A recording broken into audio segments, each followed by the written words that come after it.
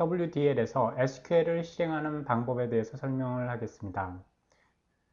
데이터베이스 커넥션을 관리하는 WCDB 커넥션 매니저 클래스가 존재하고 이 아래에 커넥션 풀이 있고 커넥션 풀 안에는 여러 개의 커넥션이 존재합니다. 이와 같은 구조로 데이터베이스 커넥션들이 관리가 됩니다.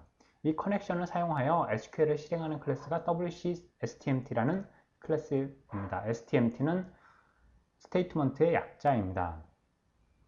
JSP 혹은 WC 컨트롤에 드리븐된 자바 클래스에서 이 WCSTMT 클래스를 사용해서 SQL을 실행합니다. 데이터베이스 커넥션을 우선 생성하기 위해서 WDL properties라는 파일에 데이터베이스 환경 설정에 대한 정보들이 기록이 되는데요. 간단히 설명을 하겠습니다. 이 파일은 WDL이 설치된 webINF 밑에 클래스 밑에 WDL 밑에 WDL properties라는 파일에 기록이 됩니다.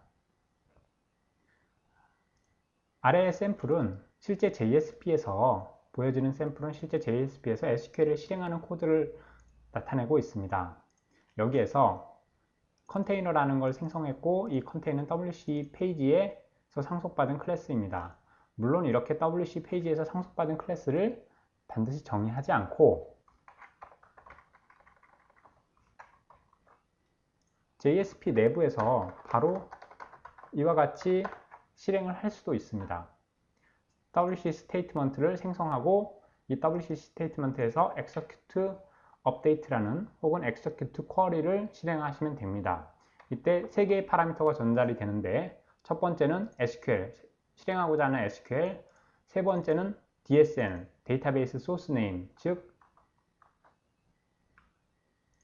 커넥션 풀의 이름, Database Source Name, 이 커넥션 풀의 이름이 파라미터로 들어가게 됩니다. 이 커넥션 풀의 소스 네임은 wdl.properties의 커넥션 데이터베이스 커넥션에 기록이 된 이름을 타고 이 이름을 사용해서 커넥션 정보가 기록이 되어 있습니다. 즉 JSP 혹은 자바 서블렛에서 SQL을 실행하기 위해서는 WCSTMT 스테이트먼트라는 클래스를 생성하고 여기에 SQL과 DSN을 사용하여 SQL을 실행할 수 있습니다. 동일한 WCSTMT에 대해서도 execute update를 2번 실행할 수도 있습니다. 그러면 다양한 종류의 SQL 실행 방법에 대해서 설명해 보겠습니다. 여기에선 drop 테이블에서 다시 또 create 테이블을 하는 execute update를 실행해 보았습니다. 여기에는 delete하는 SQL을 실행해 보았습니다. 여기에는 insert를 하는 SQL을 실행해 보았습니다. insert into my table에 이와 같은 필드를 집어넣고 value에 이와 같은 필드를 집어넣을 수 있습니다. 여기서 한 가지 주목할 만한 사실은 $parent id, $text라는 기능이 있는데요. 오라클이나 혹은 MS SQL, MySQL에서 데이터베이스에 SQL을 실행할 때 파라미터를 집어넣는 기능이 있습니다. 이와 같이 SQL 내에 물음표를 넣고 거기에 파라미터를 설정하는 방법이 있습니다. 그와 비슷한 기능을 WDL에선 자체적으로 구현하였습니다. 이렇게 자체적으로 구현한 이유는 WDL에서 SQL을 실행하게 되면 데이터베이스 자체에서 제공하는 물음표를 사용하는 파라미터 연결 방식은 실제 실행되는 SQL이 볼 수가 없습니다. 그래서 파라미터를 지정하고 그 지정된 파라미터를 SQL 파라미터로 이와 같이 setValue를 통해서 WC property의 setValue를 통해서 지정한 것을 make query로 빌드를 해서 execute update를 하게 되면 실제 실행되는 SQL이 보여지게 됩니다. 지금 여기서 실제 빌드된 SQL이 여기 보여집니다. make query를 통해서 SQL이 빌드되어서 SSQL2라고 새로 빌드된 것을 execute 업데이트를 하고 있습니다. 여기에 parent id는 100이라고 들어가게 되고 텍스트는 hello, 이와 같이 텍스트는 hello라고 들어가게 됩니다. 또 이와 같이 업데이트 SQL을 실행할 수도 있고요. select SQL은 execute query라는 명령어로 메서드 호출을 통해서 얻어올 수 있습니다. 여기도 마찬가지 첫 번째는 SQL이 들어가고 세 번째는 데이터베이스 소스 네임이 들어갑니다.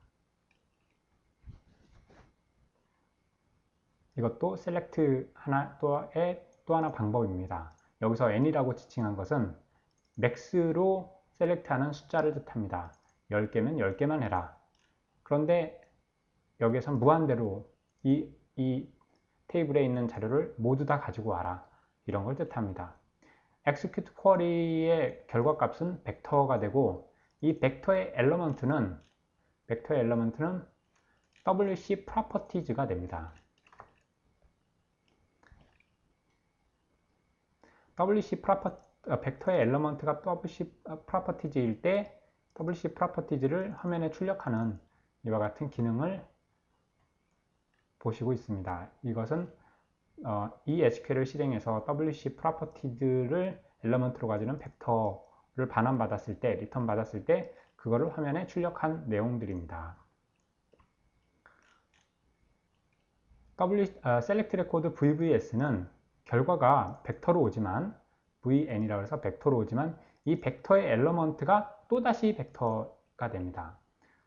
debug print VVS에서 보겠습니다.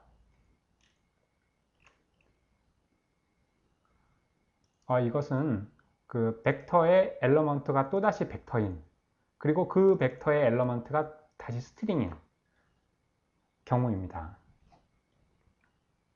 이 select loop 샘플은 이 SQL을 실행하는데 만약 이 SQL을 실행했을 때 결과가 10만 건이다, 100만 건이다 했을 때에는 모든 결과를 저장해서 리턴을 받을 수가 없습니다. 그만큼 메모리를 많이 사용하게 되기 때문이죠.